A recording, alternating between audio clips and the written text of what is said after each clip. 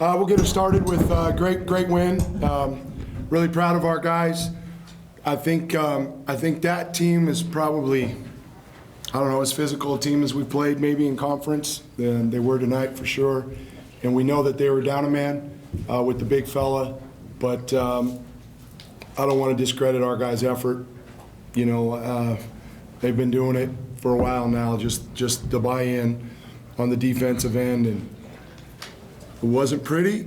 You know, we lost some shooters a few times. We turned it over, got a little tentative during their run, but our guys, under that last 4-minute media timeout, they just drew a line in the sand and said we're not giving it up, and made stops on the defensive end and free throws on the other end to close it out. So very, very proud of our guys. Yeah, what happened in that last 4-minute media timeout? Did you guys say anything in particular? Or?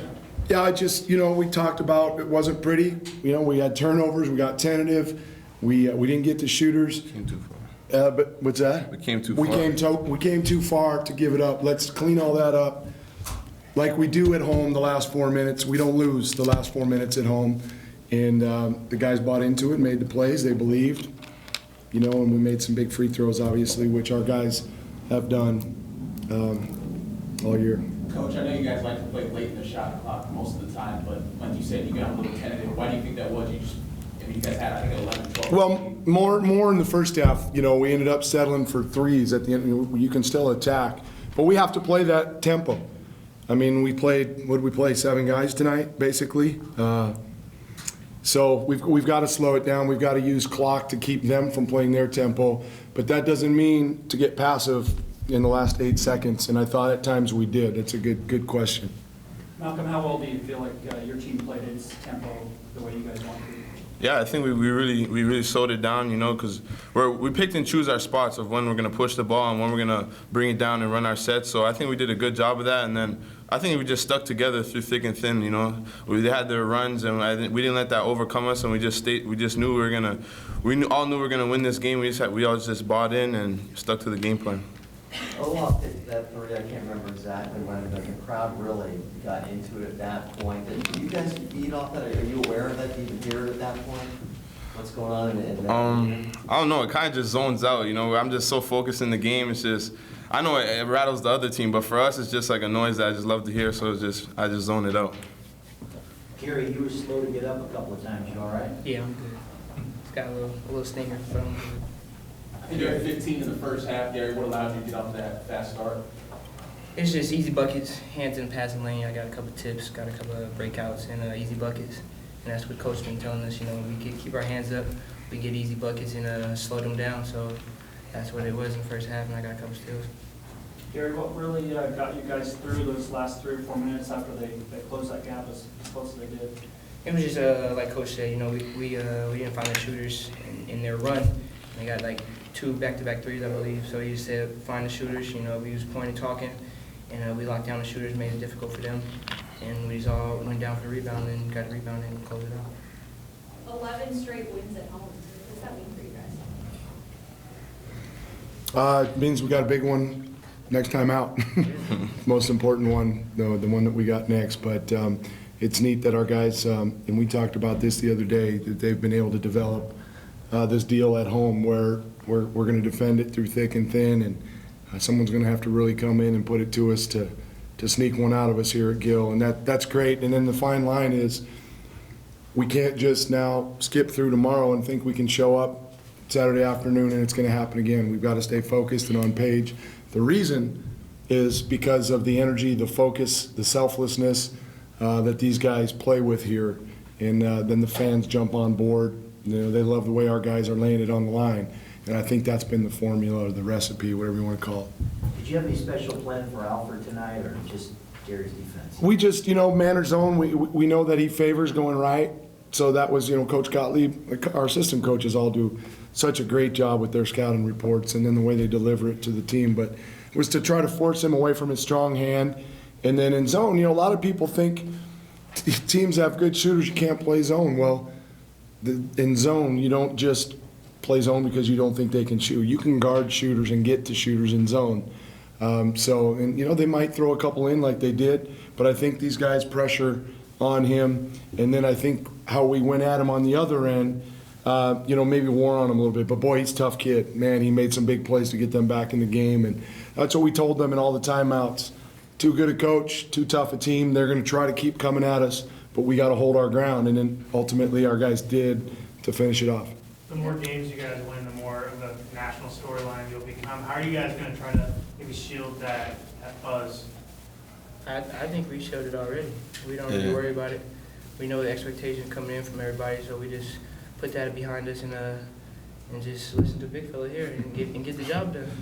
And Gary's at the same feel also, just about having the best record in 20-some years or the best start. Is that just another number at this point and not something this team is dwelling on at all? No, none of that it talks about in the locker room. We just worry about our opponents and ourselves. Like Coach said, we don't worry about nobody but ourselves to get better. So none of that is no talk in the locker room. The neat thing is, the exposure is great for the university and for the program, and these guys deserve it, damn it. They're working their tails off. They're buying in and believing what we've been able to do, with what we've got. But, that's all behind us. We've got to stay in the moment and try to continue to build because we know there's still a long way to go and a lot of tough teams in front of us. Malcom, do you have more of those roundhouse layup things you did in the first half? Yeah, I got more to come. I don't know how to explain it. Just got to make those plays whenever they come to me. So, yeah. I think he had one too on the back all play. had one, Yeah, yeah. both of them.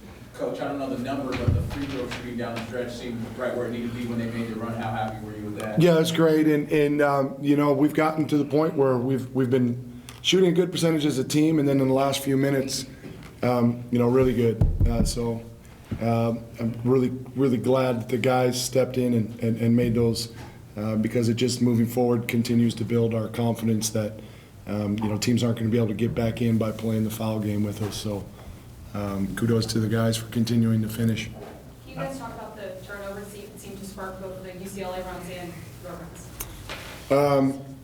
I guess, I don't know, you guys want to talk about turnovers because I'm kind of tired of it, but we just got careless.